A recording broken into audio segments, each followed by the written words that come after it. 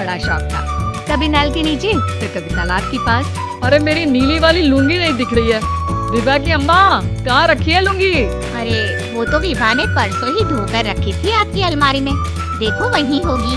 वो ना मैंने आज धो दी, मुझे लगा कि गंदी हो गई होगी। अरे कैसे गंदी हो गई थी, उसे तो मैंने पहना भी नहीं। हे भगवान, इस लड़की के कपड़े धोने की आदत से परेशान हो गया हूँ मैं। जितना तो घर में राशन नहीं आता, उससे कहीं ज्यादा डिटर्जेंट पाउडर का खर्चा है।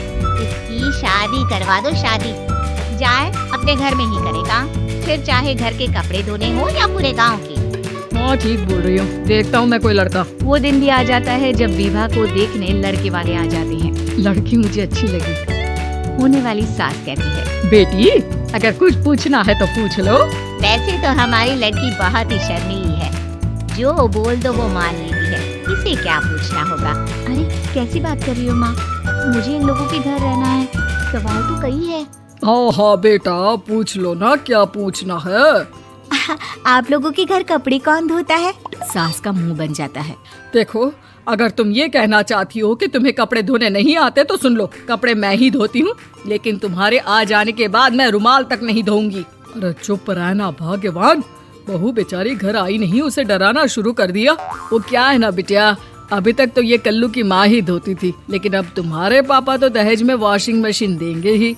तभी विभा की माँ बोल पड़ती है, सवाल भी पूछा तो क्या। वैसे भाई साहब, मशीन की तो फिर भी कपड़े धोने की कैपेसिटी होती है, मतलब जो बिटिया दे रहे हैं ना विभा, इसे कपड़े धोने का बहुत शौक है। ये आप लोगों के क्या, आस पड़ोस गांव मोहल्ले सबके कपड़े धो दे और उफ तक ना करे।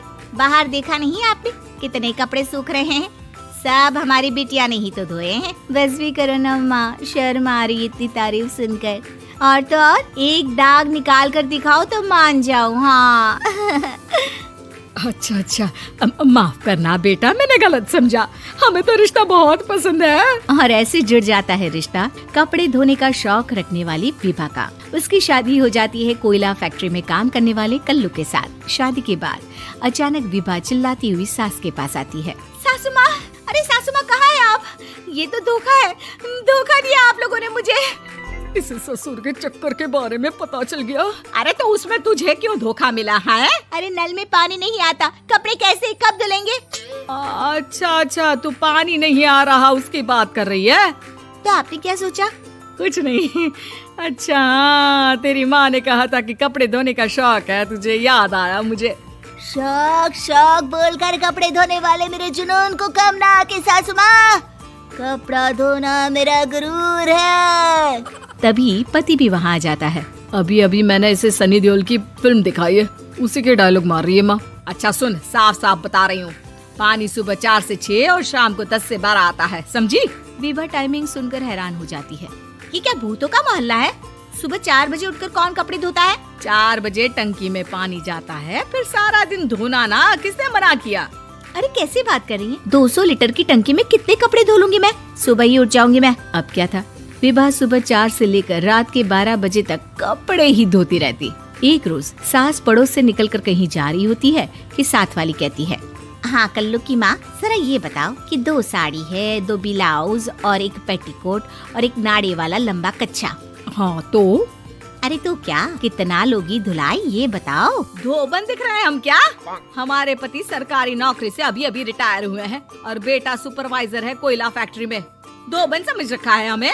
हाय रे कल्लू की अम्मा, माफ कर दो, वो तो मोहल्ले में यही सब बता रहे थे कि तुमने बहू को कपड़ा धुलवाने के काम में लगा दिया है। सास को पड़ोसन की बात सुनकर गुस्सा आ जाता है। वो घर पहुंचती है जहां घर के बाहर ही इतने सारे कपड़े सूख रहे होते हैं जितने कि किसी धोबन के घर पर। अरे ओ कल्लू की दुल्हन, बाहर निकल।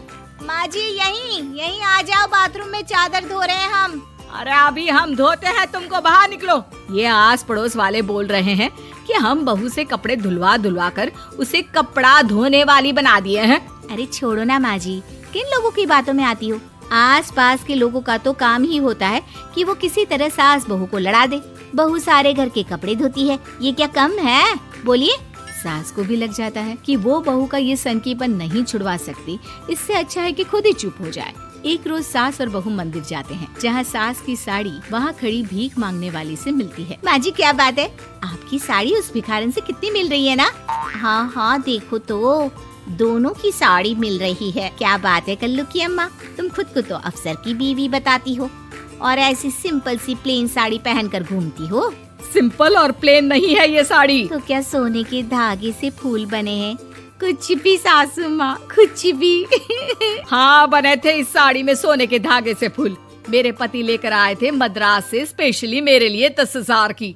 ताहे भाई साहब इस भिखारन के लिए भी सेम टू सेम साड़ी लेकर आए होंगे 10,000 की। सास उस वक्त तो कुछ नहीं कहती, लेकिन बहू के साथ घर आती है और अलमारी से एल्बम निकाल कर लाती है। ये साड़ी देख रही है, ये वही साड़ी है जिसे मैंने अभी पहना था। इस साड़ी में ये जो चमकदार फूल दिख रहे हैं ना, ये सोने के धागों से काढ़े गए हैं। लेकिन तू लोकल वॉशिंग मशीन ब्रश से घिस घिस कर सारे फूलों को निकाल कर साड़ी प्लेन कर दी। मुझे माफ कर दीजिए सासू माँ। और तो और, जब मैंने तुझे तेरी गलती के लिए कुछ नहीं कहा, लेकिन तूने तो सबके सामने मेरा मजाक ही बना दिया। क्यों? बहू को समझ में आ जाता है कि अब से उसका कपड़े धोना बंद।